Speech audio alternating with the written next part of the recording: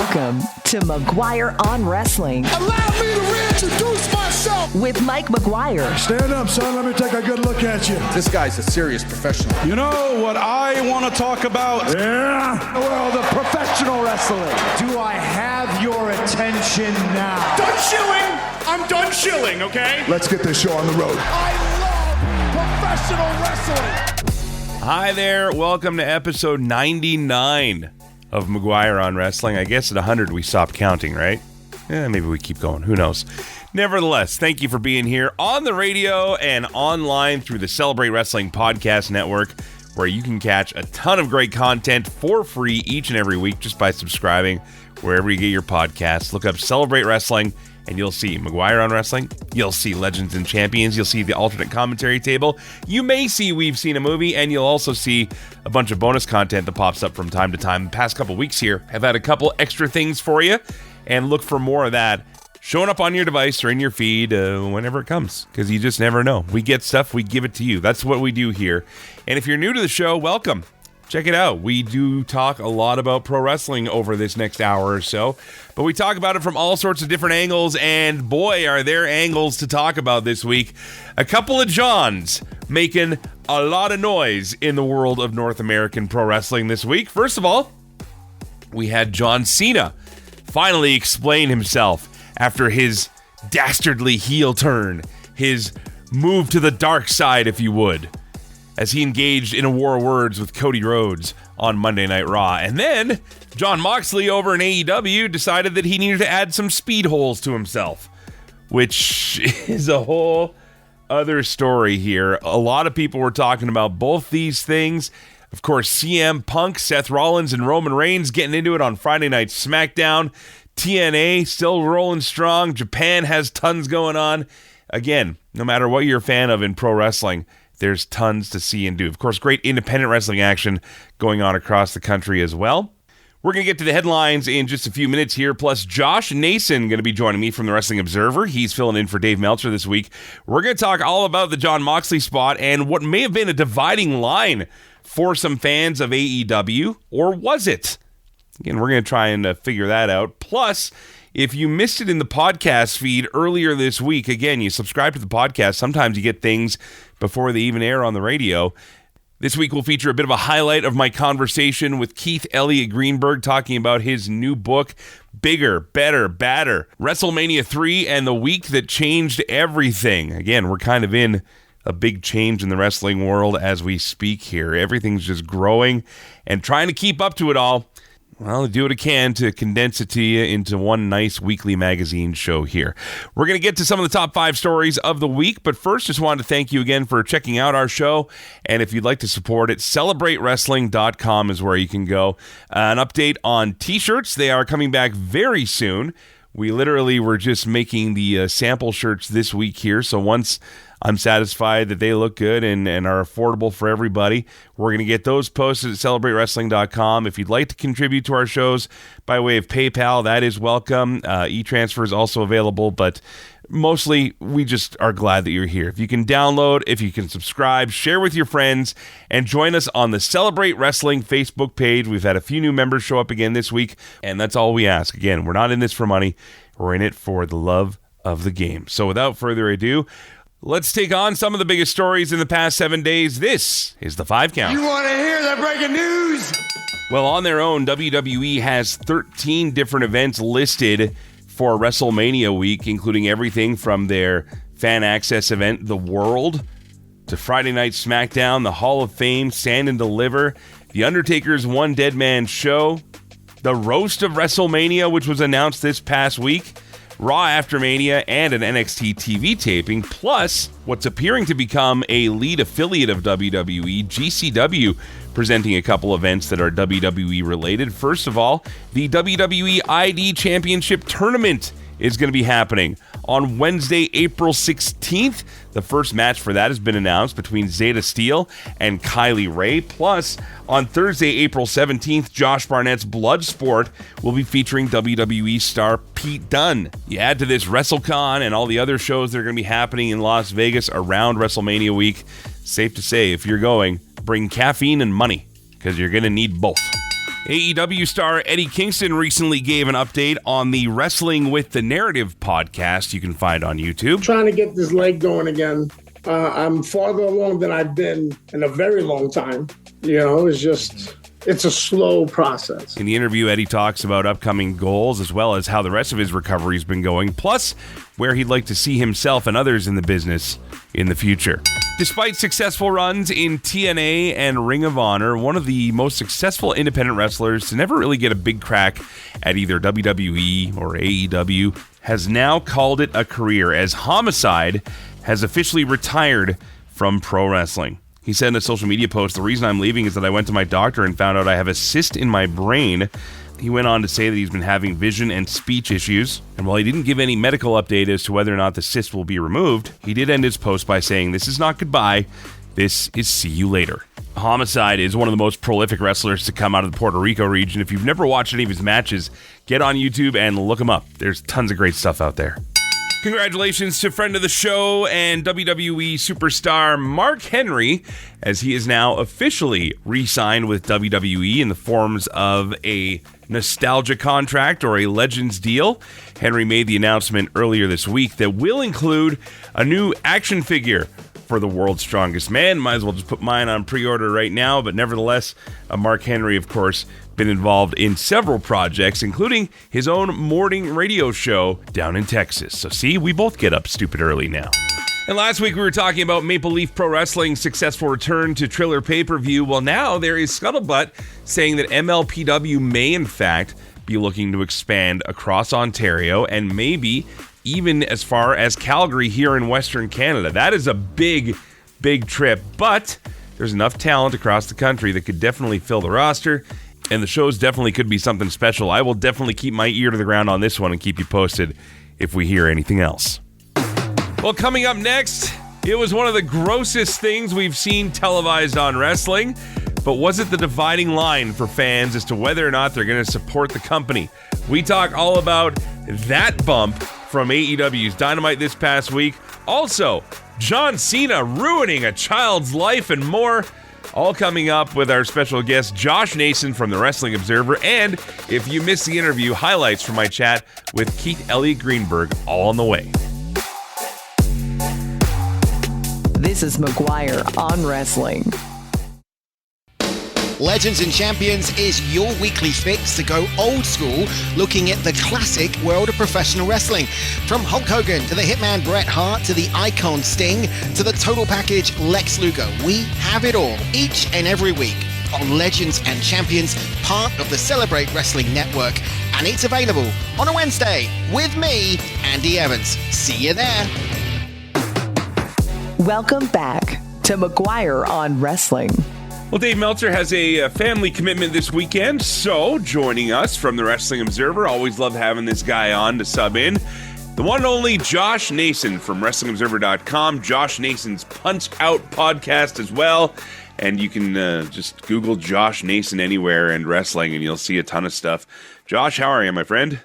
Things are great, and I hope this show, this audio, makes its way to the politicians of my country, United States, to show that an American and Canadian can have good conversations, get along, may disagree on some things, but at the end of the day, we're still friends. We're allies. And I think our two countries could use that, you know? Well, I look at it this way. We could tariff and counter tariff each other right now, but I know the value of this show. So That's right. But in all seriousness, no, man. I was thinking of making a similar joke to that to begin with, but I'm just so done with all of it right now, and I can't imagine what it's like being down there.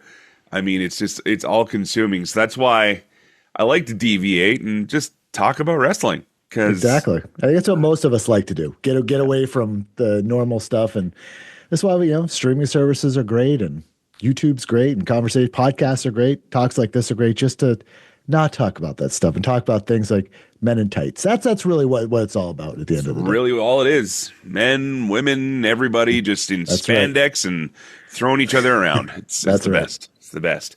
Okay, speaking of travel, though, down to the U.S., there were going to be a ton of people coming from around the world still to be a part of WrestleMania 41. Before we talk about what we're going to talk about here, I was listening to your show, Josh Nason's Punch-Out. By the way, you can download wherever you get your fine podcasts and at WrestlingObserver.com. But you had the guys on from The Laughs Fan talking about their Dark Side of the Ring recap, or companion show, I should say.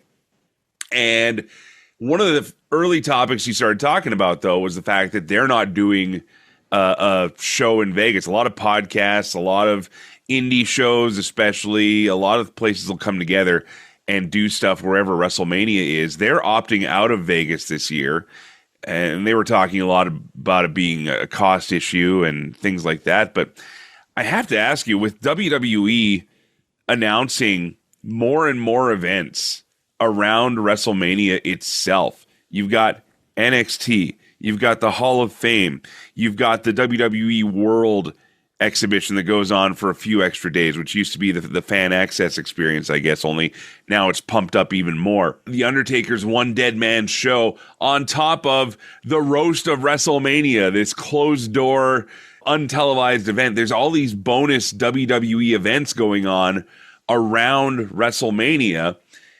Is this causing grief that you know of for these independent wrestling events that happen around WrestleMania? Yeah, nothing I've heard of, but I haven't really delved too much into. But I do this.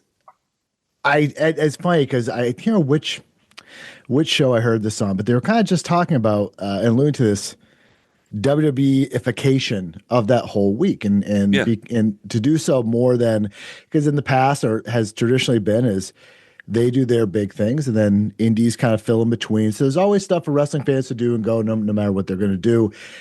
And I assume that will always exist to an extent, as much as WWE wants to allow it. But this year it's very interesting. Now they're starting to kind of fill in those gaps with, oh, why don't you do this? Why don't you do this? Why don't you do this? And now, doing that roast at the end of it. And I'm just like, why? Why are you doing this? I don't know. It's never really enough. And now they're kind of trying to do that. So yeah, I mean, I would think that unless you're on the ins, like I think, if you remember, I believe it was a year ago when Tony Khan appeared at Bloodsport, or not Tony Khan, Nick Khan appeared at Bloodsport. He was talking to you, imagine that. But Nick Khan was at Bloodsport and talking, he was talking to Josh Barnett, talking to some people. So there's obviously a relationship there because they're doing this WWID tournament match at one of the GCW shows. So I think if you're on the ins, you're going to be fine. But I do wonder with some of these smaller indies that run shows, at what point do they get squeezed out? All right, I've promoter friends and so on, and I've asked in the past, like, oh, would you be interested in, thinking about doing a Mania show or doing something during that week? And like, it just all depends on what the return is. Like, it's expensive to do it, and what are you going to get that you wouldn't get running your home territory? Because now people can see shows, via YouTube, via IWTV, High Spots, all these places. So yeah, it's I would not be surprised if in our lifetimes, or probably rather soon, it's very, very, very limited to the non-WWE stuff.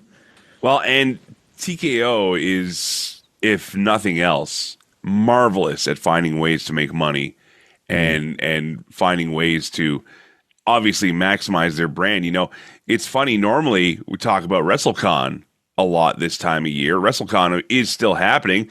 They've got some great guests. They've got Mike Tyson, Ronda Rousey. Sting's going to be there, just for some of the names you're looking for. Kurt Angle. It goes on and on. But it seemed to me that, if anything, TKO is, and rightfully so, because, I mean, it's your business. You can do what you want to do with it.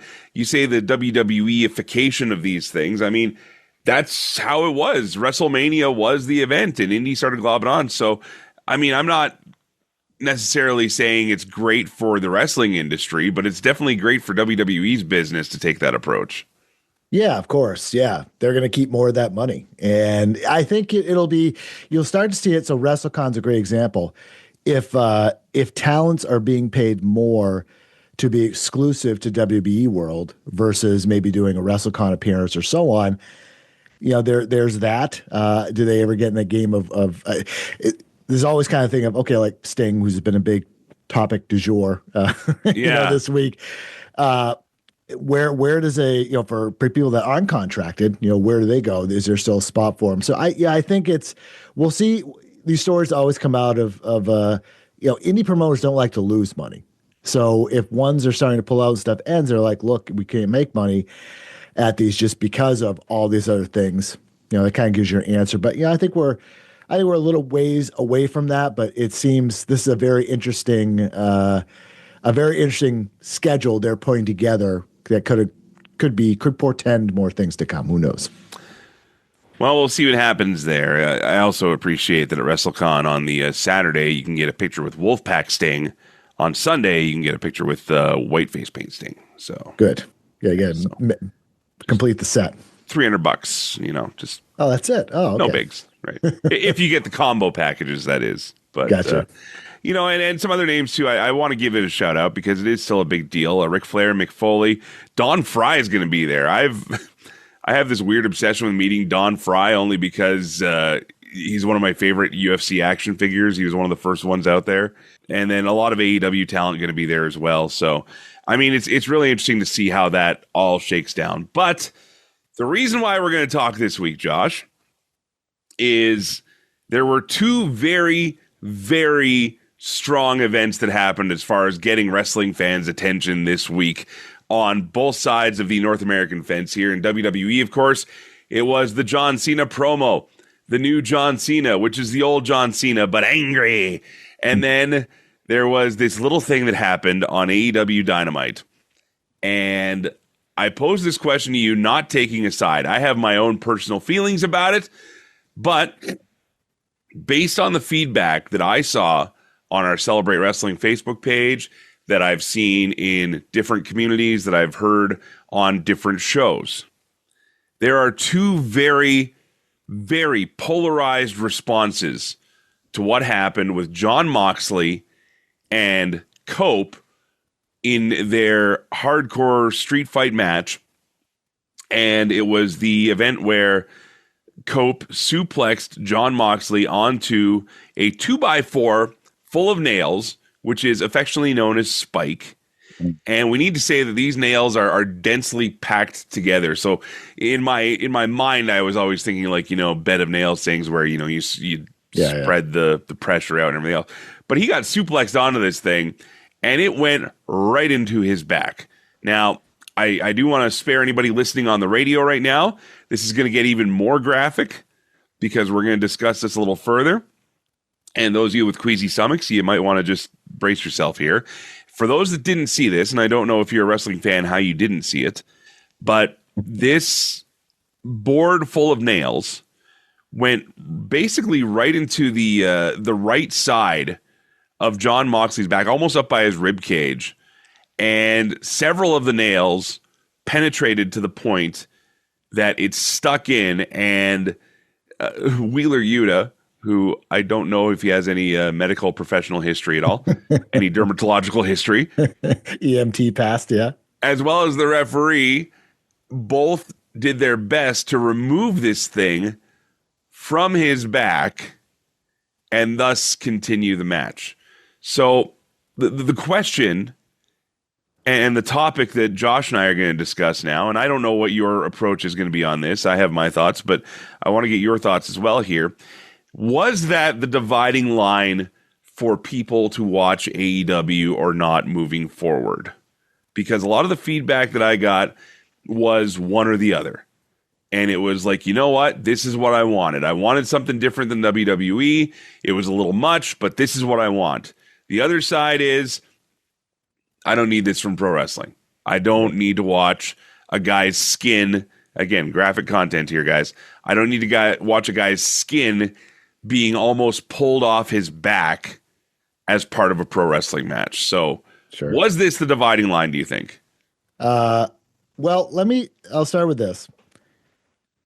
Every wrestling argument now, much like political arguments, much like most arguments on social and so on, yes, you have to consider the source now. And it's unfortunate. People can't, you and I can have these conversations, and most people in person have conversations where there's nuance. You talk about things or whatever, but online, when there's no one actually to see, people become different people and they carry the water for their own brand now. This is the thing, you can't like both. You has to be one or the other. If you're trying to protect your brand, you're trying to protect your whatever tribe you think you want to be part of, or you just want to irritate people, you pick a side. So I always consider the source. This did not bother me, and I put it this way: I don't like horror movies, right? I cannot watch them, but things like this don't bother me. I watch UFC. I've seen enough knockouts, enough broken bones, things like that. It makes you go, oh, but it doesn't make me go click, right? Right. And so I don't think this was a dividing line for me any different than, when the Nick Gage, Chris Jericho match from years ago with the pizza cutter, right, leading into a Domino's commercial, which is just tremendous timing there. So, yeah, these things don't really bother me. I don't love death matches. I'll throw that out there. I'm not that type. I just don't. I think at some points it's kind of there's gratuitous violence where it's like there's no skill involved here. It's just brutality for the sake of people that like that type of stuff.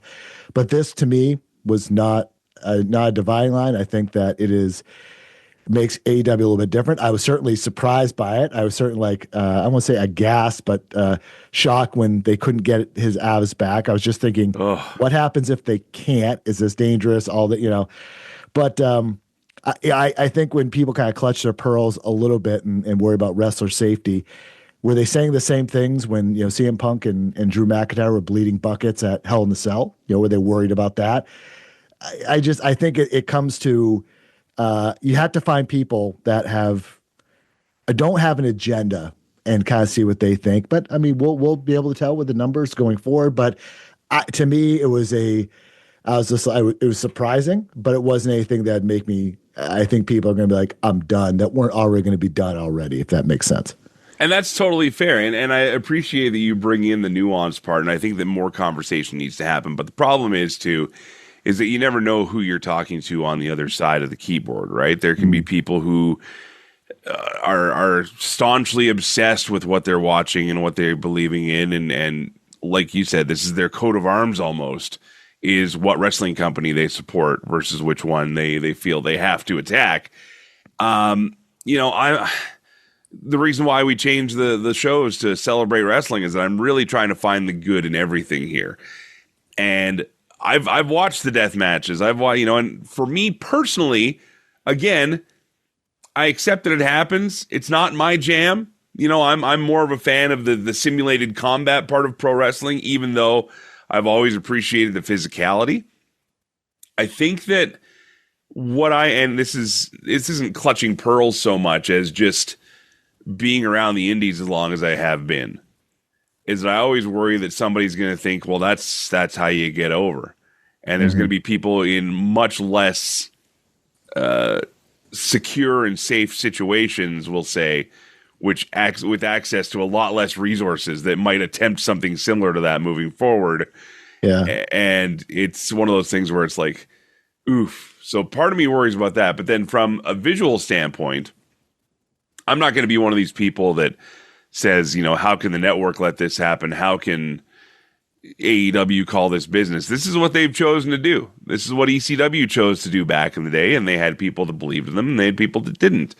WWE, for the longest time, couldn't get sponsors for what they do, even when they were as squeaky clean as they could be. They were still chasing big money that they couldn't get. Mm-hmm. So I don't think it's fair for fans to look at the business side of things that way. In fact, I despise referring to it as, I'm a fan of this business. No, I'm a fan of pro wrestling. Mm-hmm. If you're a fan of the business, then you're telling me that you're looking at analytical sheets and you're tuned into every conference call and everything. Like, you're a wrestling fan or you're not. If that was your jumping off point for AEW, so be it.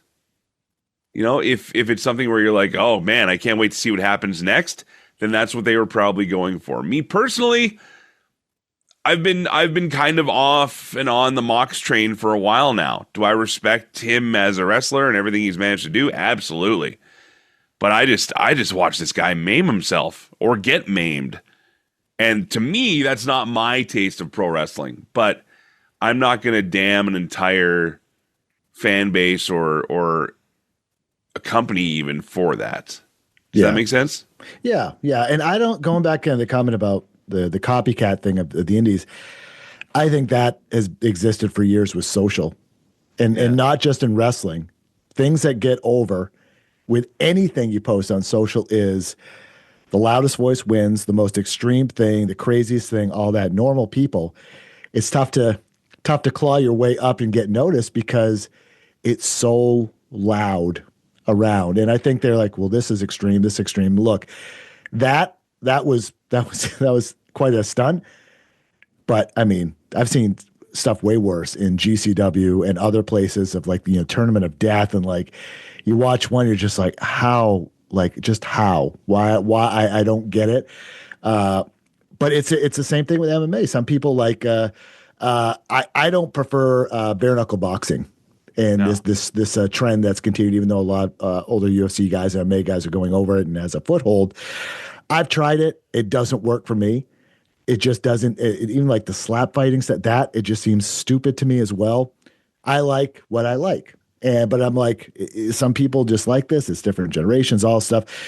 With Moxley, it's interesting because he, despite being at the top level, is willing to do this, and there's something inside him that wants to do this. I mean, he was working GCW shows for a long time while he was still under AEW contract, right? Mm-hmm. This is something about he likes this. He's not bleeding at every match anymore like he did for a stretch. It seemed like from, 22 to 23 or something like that. It seemed every single time he went out there. So, yeah, this overall, I think it's going to be a blip in time, and I think if people were choosing that, this is their jumping off point, I think they were going to do it anyway, or it's a little bit of theatrics online to try to get applause from the anti-AEW people. But I mean, look, it's you have to take the good with the bad if you consider this bad. And I think overall, AEW is provided so many great moments in the past 5-6 years, whatever it's been, and it kind of have helped this discourse and help guys and girls get to a better level and make more money. I think I take the positives with the negatives. And if that's the way the business is advancing, and again, these are all adults who are choosing to do what they do, then that's just it. It's not our job as fans to police them, so to speak. But at the same time, I mean, yeah, you can have your preferences of what you like and don't like. To me, do what you want to do, man. As long as you're safe or you feel safe with what you're doing, then have at her. But I do worry sometimes, just as a human, that, and everybody says, well, what if that board was like 3 inches to the left, and it landed on his spine and everything else? It was wildly dangerous. I don't even know if they expected it to stick in him.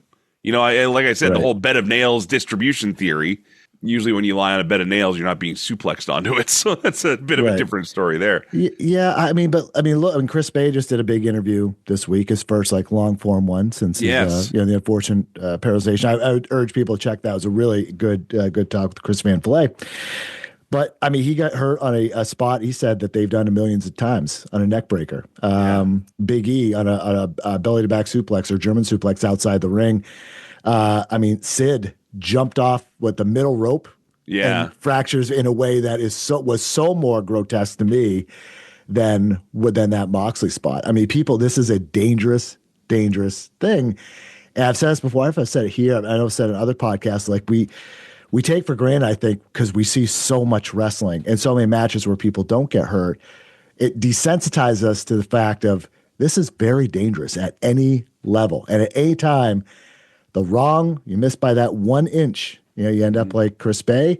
It could have been worse, but I mean, he could have got hit with a clothesline from hell, and he could have hit his neck. Look at it when Hangman Page, I think it was against Moxley or someone, got suplex and hit his head and ended up being out for a while. These things just happen, and it's the job that these men and women have signed up for. And it is dangerous, and I get more concerned out of this right word, but again, pulling off moves the right way, different things like that. I get worried more about that than stuff I would a spot like that in the back, making sure that certain suplexes are hit right where you're not dropping someone on the head like that. That Billy Starks, Mercedes Moné, I can't remember what the name of the move is, but the one was it looked like, wow, that's very scary. And then the announcer's like, oh my God. So it's those are things that I think about, and those are all training, and there's so much backlog with that. But yeah, So I don't think it's going to be too much of a detriment to them. No, and overall, again, you like what you like, you watch what you watch, you don't. And the bottom line is here, we were talking about voting earlier, and perhaps implying that you vote with your dollars. You choose what you like, you watch what you like, you watch what you don't. And that's really where your responsibility as a fan ends.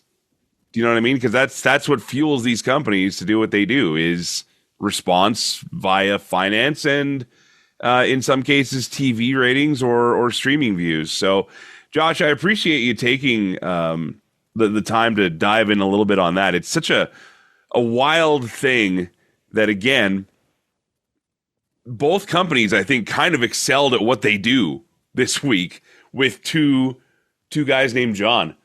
Really? Yeah, very true. WWE had this big moment with John Cena, which everybody was talking about. And then AEW had this happen with Jon Moxley, which everybody's talking about. So I think that it's, again, one of those things where we need to sometimes unplug ourselves from feeling responsible for the wrestlers and just owning our responsibility as fans and be like, look, if you're watching this is what you're watching. If you're not watching it, then hey, don't worry about it.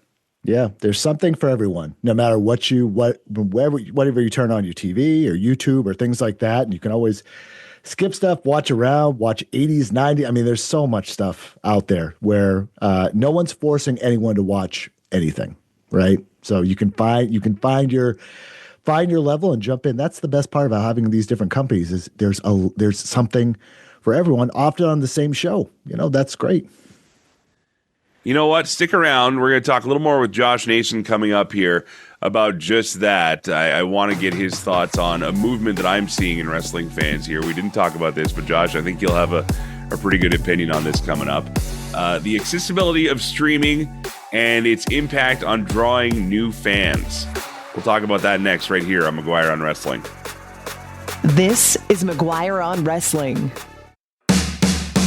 CKXU-FM 88.3 in Lethbridge is Southern Alberta's true alternative radio station. The cream of the crop. Nobody does it better. Proudly carrying McGuire on Wrestling every week. Yeah. If you're looking for something different to listen to, This is gonna be a slobber knocker! check out our NCRA award-winning lineup of programs or stream us anytime at ckxu.com.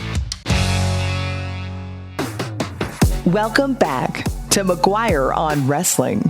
Welcome back to McGuire on Wrestling. Josh Nason from the Wrestling Observer filling in for Dave Meltzer this week. And we just talked a little bit about AEW and, of course, the big stunt with Jon Moxley, as well as a little bit about John Cena, the WrestleMania-ification and WWE-ification of WrestleMania week. And now, Josh, we kind of stumbled on this topic, but I want to get your thoughts. And I have to ask you, you have kids, wrestling fans in the house? I have an 8-year-old. She's never watched it. Okay. I've kept her away from it on purpose. Not because I'm ashamed of it. I'm not ready to enter that yet, because you never know what they take with into school. She has friends of hers that are WB fans in her class. But yeah, she has not taken in. She's aware of it. And the first ever glimpse of it, this is fitting for our conversation. All in from Wembley Stadium, and I believe Orange Cassidy was bleeding. I was watching on my laptop. My wife and daughter had gone out. They just came back. She runs in the house, say goodbye. I couldn't close it quick enough, and she spins around, and she's like, what happened? And I'm like, oh, do I really have to explain this right now? I'm like, oh, just some guy got hurt. I'm going to switch it off, all these things. So she's aware of it. She knows the name John Cena because they're friends at school.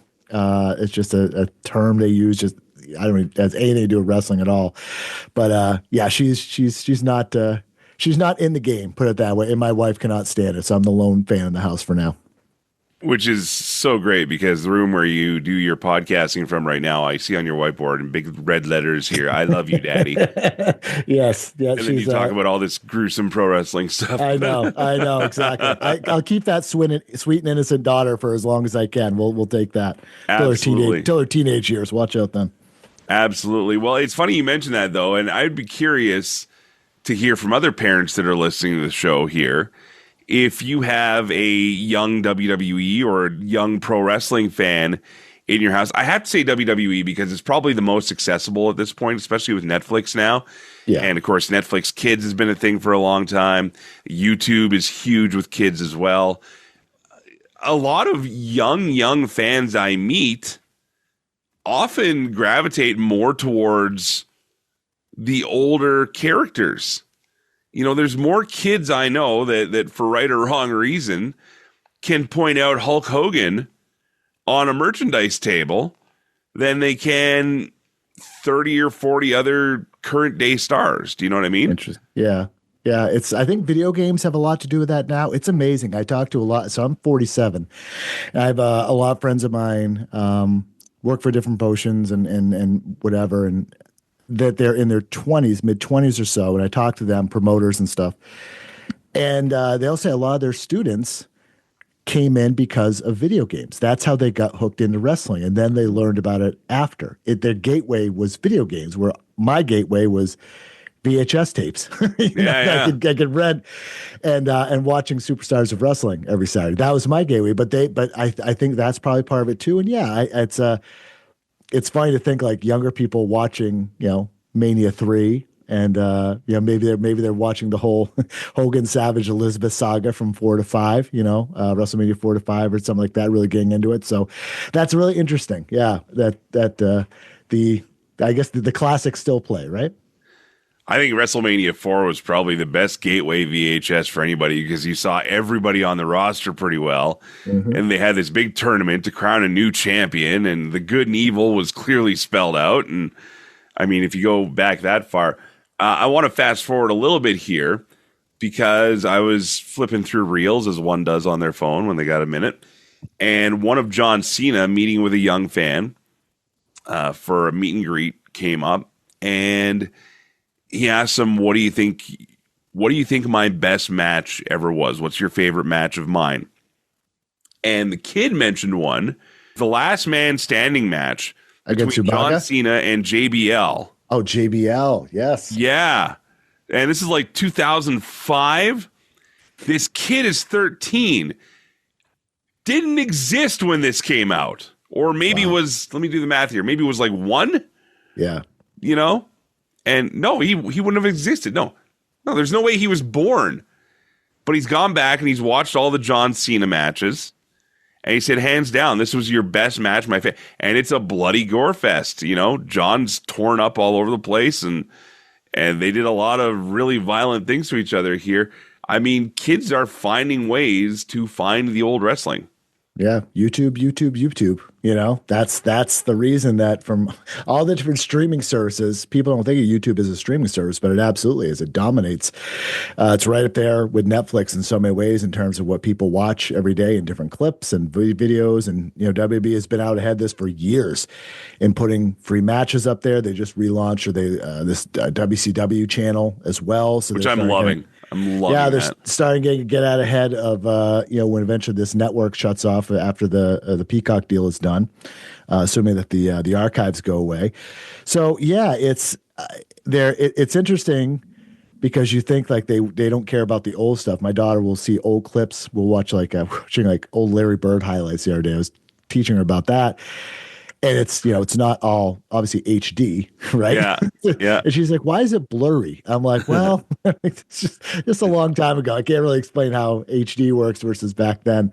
But it is fascinating because there's so many different colorful characters and different things and with Cena, there's hundreds and hundreds of matches you can watch at different levels and different ways you haven't seen before and so on and so forth. So I'd be curious if that fan if they watched any of the lead up to it, or if they were able to get enough, say WWE did the intro video they do for the matches, the kind of the backstory, if that was enough, and that'd be, that's good stuff. Well, again, it was Judgment Day 2005 here in Canada and internationally. A lot of people can get this on Netflix now.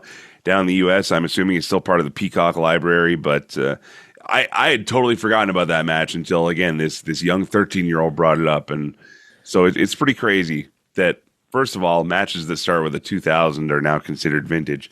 But secondly, that the kids are willing to go back and find this stuff. But I remember, like I said, WrestleMania 5 was actually the first wrestling VHS I ever rented. And then I discovered 4, 3, 2 and the original, right? And even, it was funny, even going back then, because 5 and 4 were in the Trump Plaza gimmick there with all the Atlantic ceiling City. lighting and everything. Yep. And then I was like, why is everything so dark when I'm watching like WrestleMania 3 and 2? And so, you know, it's kind of funny how everything is cyclical. You know, we always say that with life, with wrestling, with everything else, but young fans definitely finding their way. Josh, we've eaten up all your time here. We still got a clip from our Keith Elliot Greenberg interview coming up for those of you that missed it on the podcast feed, listening on the radio. But Josh Nason from the Wrestling Observer, thank you as always, my friend. Tell us about some things you've been working on and things that are coming up in your world. Well, I'll tell you, I haven't told anyone else this, but Monday, March 24th, at the Josh Nason's Punch Out feed, you can find it via the Wrestling Observer Figure 4 feed, either on the website or on Spotify or Apple Podcasts. Just search for those terms and you'll find it. The one and only Prince Nana joined me for an hour. Yes, an hour. Wow. He and I talked last week, so that's dropping on Monday. And it was great. I was just kind of fascinated by his story. He's been around wrestling since 1996. And he had to remind MVP during a promo, he's a former wrestler. You know, he's been in there. He did the thing. He worked against a lot of the guys that we see today, including one that just retired on Thursday, Homicide. And so I asked him about Homicide to give a very emotional answer. So people should check that out. Talked all about the Swerve thing, how he came back to Ring of Honor, which is a very fascinating story. How that came to be, and just a talk about his career. So that people should check that on Monday. And yeah, we're coming up on WrestleMania season, so all kinds of good stuff coming up. The Wrestling Observer website. So yeah, we're staying busy. There you have it, Josh Nason. I'm jealous, man. I'm jealous. I can honestly say I'm friends with MVP, but I've yet to talk to him about Prince Nana because I love that guy. And so I'm gonna listen very closely to this interview coming up. And do the dance while you're doing it. He did that several times as we were talking. I can't do it. I said, I don't have that much rhythm. I don't got it. It's just muscle memory now. He's just like, exactly. Hi, how you doing, Nana? Good. Just shaking around. That's exactly what he did when we started. Yeah, we started going. Yeah, it's funny. Tremendous. Funny. Josh Nason from the Wrestling Observer. Thank you as always, my friend. Anytime. Thank you. Coming up next, for those of you that didn't catch it on the podcast feed, highlights from my conversation with Keith Elliot Greenberg and his big book on WrestleMania 3 next. This is McGuire on Wrestling. The alternate commentary table, ACT, brought to you by the Celebrate Wrestling podcast feed. Listen, it's Mitch, it's Dimitri. We got this little pod thing that we do every single week where we talk about the week in wrestling and the way in which we do it from the other side of the railing. Right, Mitch? I like that. We're coming at it because we love it. We hate it. The alternate commentary table, ACT. Download it anywhere where you're getting your podcasts. Welcome back to McGuire on Wrestling. My thanks again to Josh Nason. He brought up the Chris Bay benefit show, which actually, as we're producing the show, takes place on Sunday night. But if you miss it, don't worry. You can get it on Triller TV. And again, all the proceeds from that going to be going to help out Chris Bay in his recovery. Before we go, got some time on the show. If you're not subscribed to the McGuire on Wrestling or Celebrate Wrestling podcast feed, you have not heard the latest conversation I had with our friend Keith Elliot Greenberg. Now, Keith Elliot Greenberg was a WWE magazine writer for decades, for basically as long as the magazine ran almost. And then he's also written a ton of other books, told a bunch of stories. He's contributed. He's been on documentaries, you name it. Keith is everywhere. And he really is one of the nicest, friendliest guys you'll ever talk. He's also a part of our Celebrate Wrestling Facebook page. So I'm just saying, if Keith Elliot Greenberg can be there, so can you. Nevertheless, Keith has a new book out called Bigger, Better, Badder, WrestleMania 3 and the Week It All Changed. It's not just about WrestleMania 3. It talks about a lot of the business and things that happened around it, a lot of stars that weren't able to be a part of it, those that were, and even some of the most random stories from fans and followers around the world. It's a great book. It's a great chat. Again, if you want to hear the whole interview, it is up on the Celebrate Wrestling podcast feed from earlier this week. Hit subscribe. fill your download list, and you'll see it right there. But this is some of my chat with the great Keith Elliot Greenberg. I was discussing why WrestleMania 3 was the turning point that led us to the WrestleMania weeks that we have now, where promotions from all over the world stage shows, where there's wrestling comedy shows, where there's wrestling documentaries, where there's live podcasts. But if it wasn't for WrestleMania 3, if it wasn't for that sellout of an NFL stadium, I don't think that the rest of the world would view wrestling the same way. Well, it's funny the timing of this book and this story coming out now, because, I mean, we're kind of sitting here as fans and as people that follow the business, seeing this new resurgence of wrestling to levels it's never seen before. And it's funny, when back in the day, it was still kind of considered that fringe thing. And there's a great line in the book here where you kind of compared Vince McMahon's approach to Evel Knievel, taking something fringe and, quote, selling it to the normies, which I thought was a great translation and transposition to today's events, where, I mean, you and I were wrestling fans in the 80s and 90s, where, you know, you say that, it's like, yeah, right, that phony baloney stuff. And look, I sometimes encounter that attitude still. Oh, yeah, all the time. Yeah. But now it's that phony baloney thing that makes a ton of money and a ton of people love from all walks of life and aren't afraid to admit it anymore. I'm not afraid. I can remember being mocked for it. I remember a teacher mocking me for being a wrestling fan. I remember very vividly, and I'm sure I've told this on other interviews, it was my 8th grade social studies teacher, who I later ran into as an adult. And I didn't discuss this. We did discuss our personality clashes when I was a student. Mm-hmm. And I remember him saying, Ernie Ladd was a great football player, and now he's a clown. And I remember I was so angry that he turned around and I went, "You're the clown." And, nice. And because I was just, how could he take this thing that I loved and respected? And I didn't really understand the business at all then. There was no internet. All my news was coming through Wrestling Review and Pro Wrestling. It wasn't even Pro Wrestling Illustrated didn't exist. It was Wrestling Review, Inside Wrestling, and The Wrestler, Main Event Wrestling, perhaps. That's where I was getting it from. Well, and that's the funny thing, too. Like, even with this show, went through a bit of a rebrand because I wanted to take it away from the normal wrestling radio shows, the normal wrestling podcasts out there that just sit there and just kind of, bitch and complain and surmise about all the things they don't like about wrestling. And so when we changed it to Celebrate Wrestling, that was kind of the intent here, is that, look, we're not saying you have to like everything, but just admit you like it. You know what I mean? Like, you can't, right. You can't sit here and say that you hate it. That's a good point. And I've discussed this with Brian R. Solomon, who, wrote that great book on the original Sheik and has an excellent book coming out on Gorilla Monsoon. And we fact-checked each other's books. So I can testify under oath that it's a great book. He and I both wrote for WWE's publications. We were the print magazine writers, and there were people at WWE or WWF.com, and they were the online guys. And somehow they thought they had superior technological acumen to us.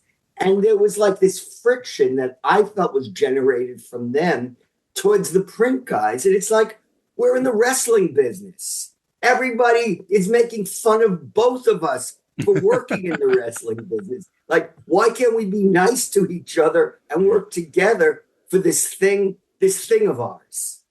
Well, if you need anybody to take anything too seriously, it's usually us wrestling fans out there. And so, again, that's why we try the positivity approach here. And that's what I really liked about this book, too, is that this wasn't you just espousing what you felt was your opinion and your thoughts on the events. I mean, do you have a count of how many people you quote or talk to about this just for this book? Do you have a number? I have the files right over here. Right, yeah. I have to count it again. Those are the interviews I did, but there were also a lot of quotes. First of all, there were quotes from interviews I've done in the past. Mm-hmm. Some people are dead, Roddy Piper and Mean Gene Okerlund and the Iron Sheik. I've interviewed them for other, usually for articles, and I use some of those quotes because they're relevant. Nikolai Volkov, they're relative to the time. So I culled those quotes, and I also, used source quotes. I wasn't able to get to certain people. Randy Savage is another one. He's no longer alive. Right. But then there were folks who I wasn't able to interview for the book. And so I relied on quotes they've given others in the past. Mm-hmm. One of my favorite stories in this book is a hilarious story. I think it's hilarious. I don't know if you meant it to be or not, but of a certain group of fans leaving early. Tell us about Bobby Regal's birthday party and wanting to beat traffic. Apparently there was a kid named Bobby Regal who tickets were so inexpensive then. Imagine this. Like, what are tickets now for WrestleMania 41? Like, I'm guessing $400. A working class family would not be able to say, hey, dad's going to take like 5 of your pals to wrestling, unless you're willing to spend, what would that be, like $3,000 or something? Easily, yeah. Easily, right? So when you're calculating snacks, so it's like he's going to take a group of kids to WrestleMania 3. And like, obviously, everyone is falling over themselves to befriend Bobby Regal. And I hope Bobby Regal finds out that this book is out there. And, because everyone wants to be invited. And at one point, there's such demand that the father graciously offers like, hey, maybe I'll just drop you kids off and, let someone else take my ticket. And then the other parents freak out. You're not dropping a bunch of 11-year-old boys off Pontiac Silverdome at WrestleMania 3 and leaving, so you have to go in. So, the father's not really a wrestling fan. So, as the show was wearing down, he's like, hey, I want to beat traffic. So let's get out of here. So they get up and they're in the corridor. And this guy, Vince, who's one of the guests, he never sees the body slam with Hogan and Andre. He hears the crash and he hears the roar of the crowd. But they're going down the ramps now, and he missed the greatest moment of WrestleMania 3. And then what really pissed him off is that they went to Dairy Queen after. Now they weren't even in a rush to get home. Well, my guess is that they probably went back to their town in Michigan where there wasn't any traffic. Right. And then he took the kids to Dairy Queen for dessert. But in an 11-year-old's mind, it's like, wait, we went to Dairy Queen, but we missed the conclusion of Hogan and Andre? The day the earth moved was replaced with a chocolate dip cone. Right. And look, I like Dairy Queen quite a bit. Me too. It's great, but yeah, not quite the same. Especially if you're 11 years old. That's such a fun story. And again, what I like about this book is that you do cover the business, you cover the numbers, you talk to almost every wrestler. I think was there anyone you missed? There was some people who wanted to be paid, and I couldn't pay them. Right. And, it's all, look, I have relationships with these guys for decades. Like, people say, what's the best interview you've ever done?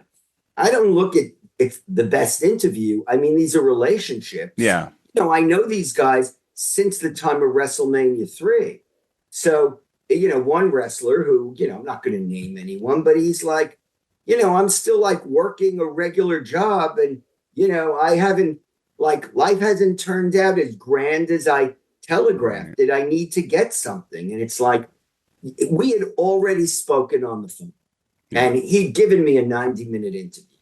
And I said, you know what, then, because we have a relationship, I'm just not going to use any of those quotes. It hurt me to not have to use those quotes. Well, I didn't have to. I could have used it because he gave me the interview. But I can walk into WrestleCon. I can walk into the WWE dressing room. I can walk into the AEW dressing room. And there aren't people there waiting to kill me or curse me out. Yeah, and I get that too, and I that's why I appreciate you being on this show. Again, you're the guy that wrote my favorite magazine articles back in the day. We had our first conversation back in the day. Just staying in touch with you and having you follow the Celebrate Wrestling page means a lot to me. Yeah, it's pretty cool. Yeah, I'm richer for. I'm richer for following the Celebrate Wrestling page, just like the Bad News Brown page or the Bad News Allen page. Well, I appreciate you saying that because there's a lot of fans that sincerely love what you do as well here. A couple of our fellow podcasters here had a couple questions they wanted to ask you about the book and maybe just about your career as well here. Joe Aguinaldo, a good friend of mine, says, you've been writing about wrestling for some time now. Was there something during the research of this book that you didn't know about until you started putting pen to paper on it?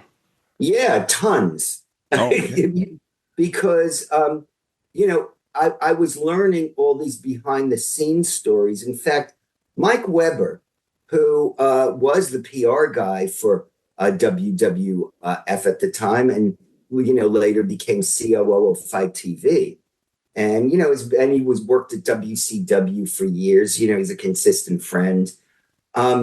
He told this story I'd never heard, that the day before WrestleMania 3.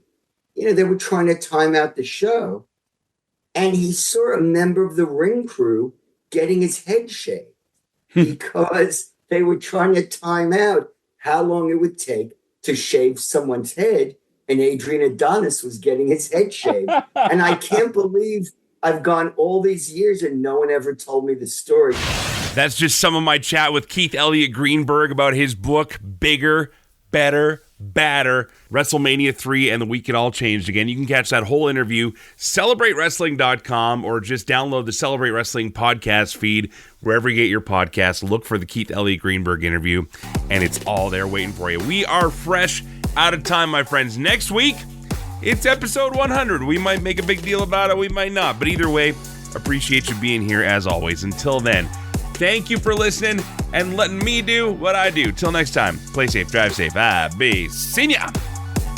McGuire on Wrestling, part of the Celebrate Wrestling Podcast Network. Online and on the radio. Listen to the show Mondays at 4 p.m. Mountain Time at CKXU.com, wherever you get your podcasts, and at McGuireShow.com.